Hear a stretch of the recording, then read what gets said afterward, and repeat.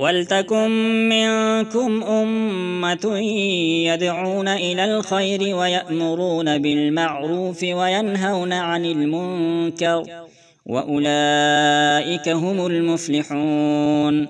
ولا تكونوا كالذين تفرقوا واختلفوا من بعد ما جاءهم البينات وأولئك لهم عذاب عظيم.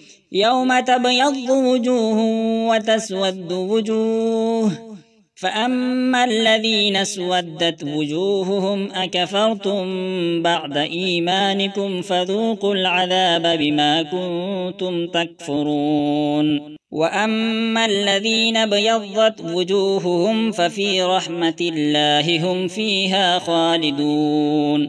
تلك آيات الله نتلوها عليك بالحق، وما الله يريد ظلما للعالمين.